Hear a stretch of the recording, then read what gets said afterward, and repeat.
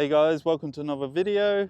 Today, my dad's Volvo Amazon, otherwise known as a Volvo 121, later known as 123, etc, etc. Oh, 122 as well, I believe. Dad's had it about 15 years. It's had a restoration at some point because of excessive rust underneath. Typically, Dad will only get a car if it serves a purpose. And he's had a few Volvos over the years, and they've always been estates because you can chuck stuff in there and they're so versatile. There's so much space in the back. It's just awesome having something you can use that also has chrome bumpers, but you can use it for work as well. Great feature on the back. I'm gonna have to put this down. The tailgate comes back down like so. Out that one. Oof. Looks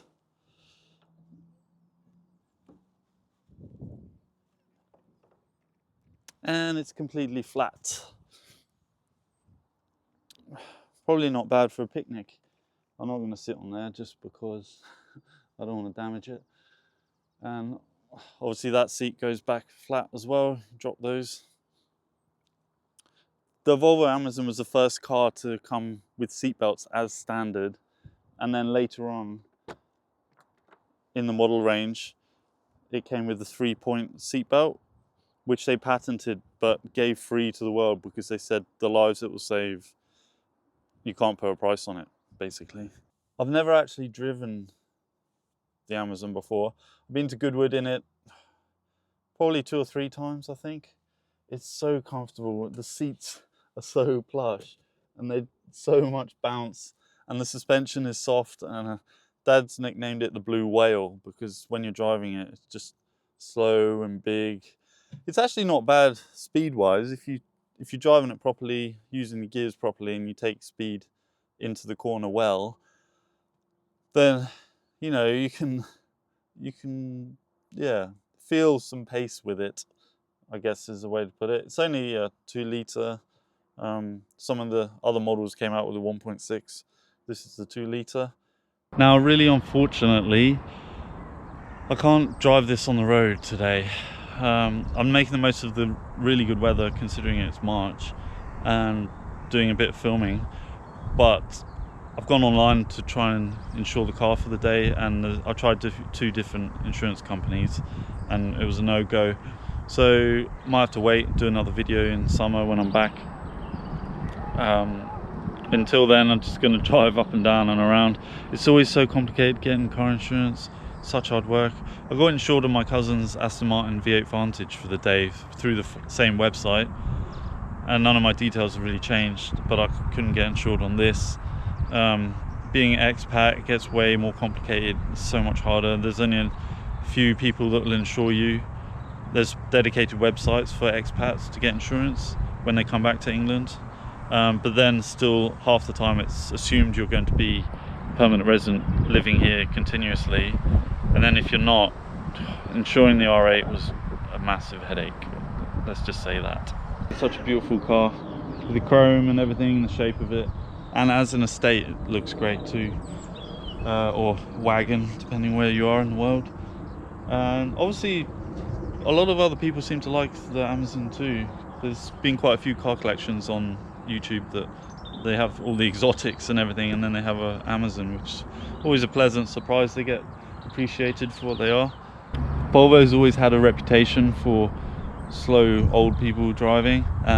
Pretty proud to say my dad does not fit into that category and would definitely be considered passionate or enthusiastic driver at all times. Putting the 3-point seatbelt on. Look, it's so cool. You pull that and it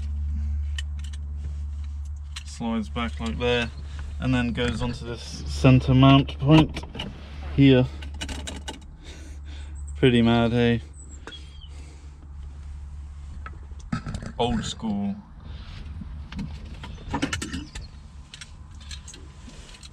that. No reel for it to retract back into. It just sits back up here in there like that, nice and tidy. And seat belts in the back. They look a bit different. I wonder if they've been updated or something. 4-speed gearbox here, and of course manual choke.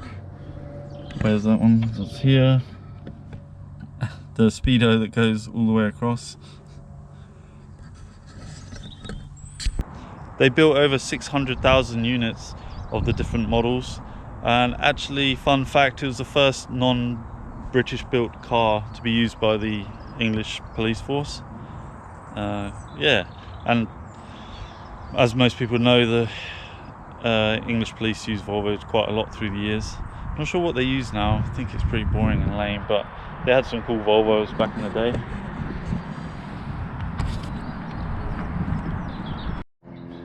Nice little side vent windows. See if I can open that. Too scared.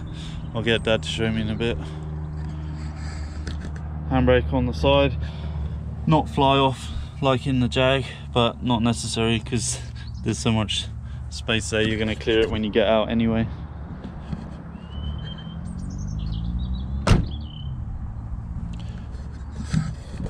Nice solid doors, and it's a great car. It looks so good. Obviously they came in a saloon version. And I've always loved the Volvo P1800, and apparently that's basically one of these with a different body on, at least for the first generation.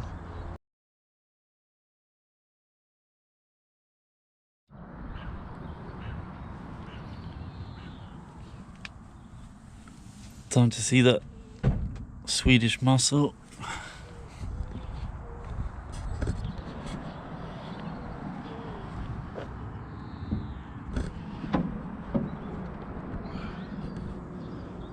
Look at those spring mechanisms.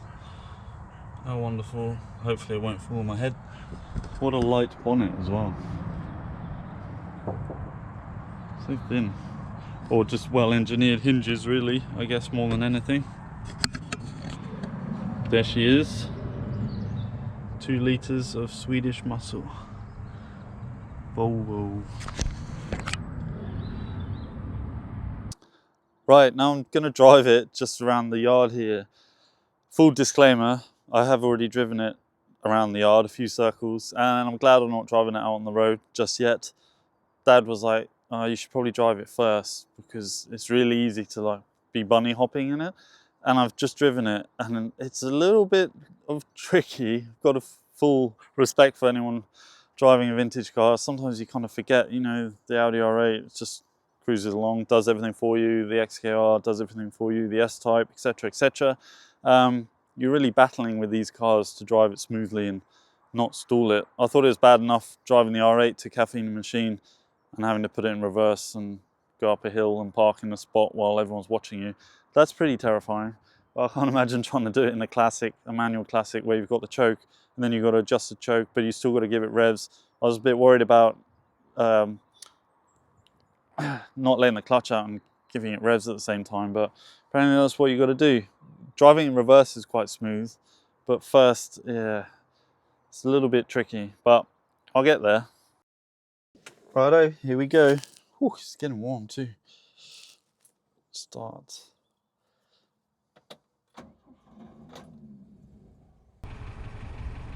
Give it a few revs and the choke's out about a third of the way.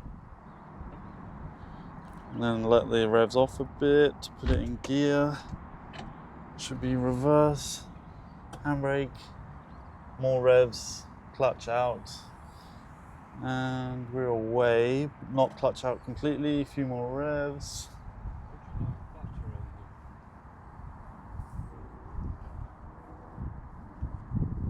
A few more revs.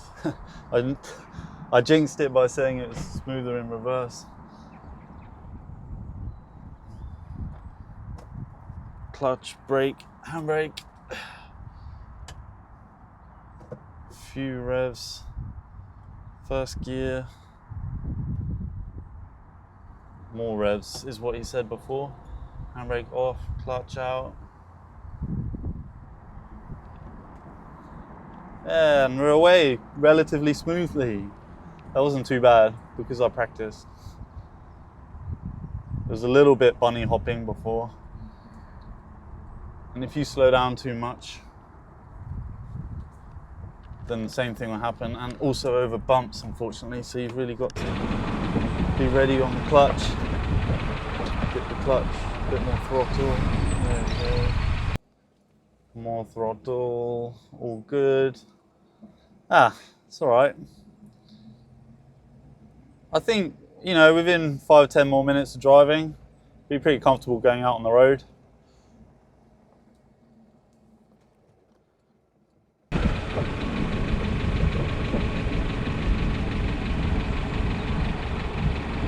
Brakes are so terrible. Hopefully the handbrake's half decent. At least we're on level ground.